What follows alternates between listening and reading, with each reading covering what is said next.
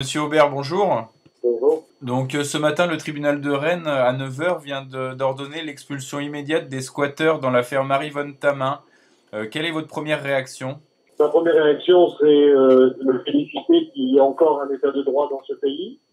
Je suis très content pour cette dame qui, à mon avis, attendait cette décision depuis de longues années. En même temps, je ne peux pas m'empêcher de penser que il est anormal qu'il faille un vrai buzz médiatique et beaucoup de pression et beaucoup d'années perdues de droits et d'avocats pour arriver à faire respecter le droit de propriété dans ce pays. Alors, c'est vrai que c'est la loi Dallot qui a été beaucoup contestée, une loi qui a été votée par l'UMP. Vous venez de déposer une nouvelle proposition de loi. En quoi consiste-t-elle? Eh bien, elle consiste tout simplement à corriger la jurisprudence actuelle qui ne protège que le domicile d'une personne, et encore dans des conditions extrêmement encadrées, en considérant qu'en fait, il y a effectivement la LO, le droit au logement opposable, et moi je pense qu'il y a aussi le DAPO, le droit à la propriété opposable. Et ça signifie que même si ce n'est pas votre domicile, à partir du moment où c'est votre bien, eh bien vous devez avoir le droit de le récupérer à tout moment si quelqu'un, tout simplement, vous le spolie ou vous le vole. Voilà. Et donc ce qui est valable pour une moto ou une voiture peut être également valable pour un logement.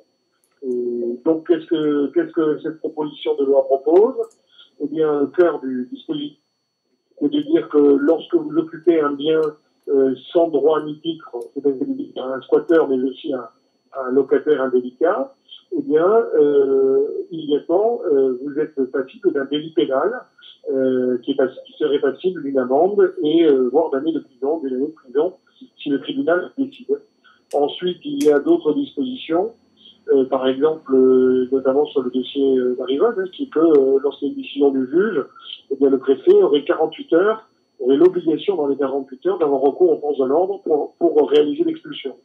Puisqu'on sait maintenant que le tribunal a demandé l'expulsion, reste qu'il faut ensuite que le préfet la fasse appliquer. Ça peut prendre encore plusieurs semaines, voire plusieurs mois dans certains cas. Alors, aujourd'hui, si cette affaire Marie-Vonne a été révélée, c'est notamment grâce à la mobilisation de petits médias, moins connus sans doute que les grands médias. Est-ce que vous pensez qu'ils sont importants aujourd'hui, notamment sur Internet, et qu'ils permettent justement ce type de mobilisation? Oui, parce qu'en fait, on fait un boulot différent, avec des moyens, avec moins de moyens que les grandes radios. Maintenant, les grandes radios, je pense, notamment les grands journaux, sont plus dans une optique de concurrence entre eux, donc ils ont parfois tendance à traiter, à faire exactement les mêmes choses, à traiter exactement la même actualité, puisque dès que quelque chose est repris sur un grand média, les autres le reprennent par peur d'être distancés, alors que les acteurs plus petits cherchent à se singulariser et sont plus près du terrain, donc ont tendance aussi à accorder parfois plus d'importance à des événements qui seraient ignorés par les grands médias.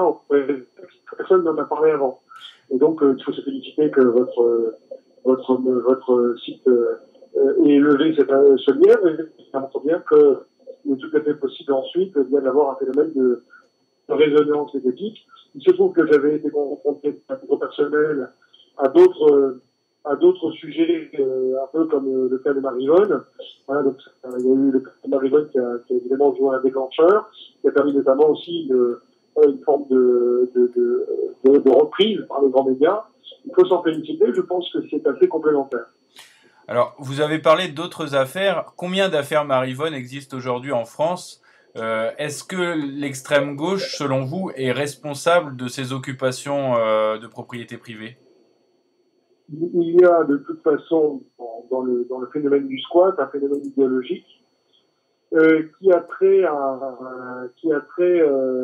quasiment proudhonien, vous savez, c'est l'idée que la propriété c'est le vol.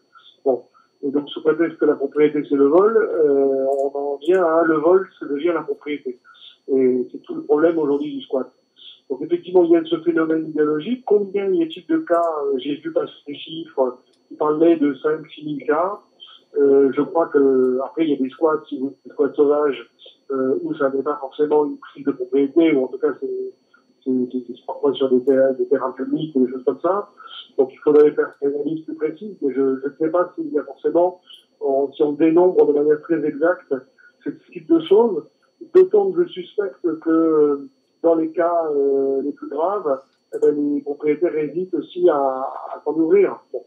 Et ma proposition de loi ne concerne pas seulement les squatteurs, il est plus large et il vise aussi à rééquilibrer les relations entre les propriétaires et les locataires. Parce que vous savez qu'aujourd'hui, un locataire indélicat, eh bien, peut rester plusieurs mois, voire plusieurs années dans un logement, parce que le propriétaire n'a strictement aucun moyen juridique pour l'en expulser tant qu'il n'a pas de décision de justice. Est-ce que vous avez bon espoir pour votre proposition de loi? Est-ce que vous avez déjà des soutiens? Et quand sera-t-elle votée? Il y a aujourd'hui des soutiens à l'Assemblée nationale, puisqu'on atteint les 80 co-signataires. La proposition de loi a été reprise au Sénat par Roger Carotti. Donc, bien, parce que c'est la même proposition de loi reprise par les deux chambres, ce qui, pour moi, est un gage de qualité. Après, il ne faut pas sous-estimer le fait que la gauche, aujourd'hui au pouvoir, n'a peut-être pas forcément la même relation sur le marché de l'immobilier, parce qu'on fait un diagnostic différent. Moi, je pense que cet équilibre des relations bloque le marché de l'immobilier, rend les propriétaires extrêmement méfiants, alors que et moi je veux une France de propriétaires, alors que la position de la gauche sur le logement est plus de favoriser la location sociale et d'avoir un œil coupable, mais coupablement tolérant à l'égard de pratiques, en considérant que finalement l'occupation de la propriété d'autrui, c'est légitime, à défaut d'être légal, au motif du fait qu'il y aurait peu de logements disponibles. Maintenant, je pense qu'on ne peut pas légitimer le vol et que c'est pas parce que vous êtes piéton que vous avez le droit de prendre la moto du voisin. Donc cette loi pourrait être votée à quelle date? Elle est dans la longue file des propositions de loi. Le 11 juin, il y a une autre proposition de loi qui est beaucoup plus réduite, qui vient du Sénat, qui porte justement sur l'idée d'élargir le délai des 48 heures, aujourd'hui pour procéder au flagrant délit.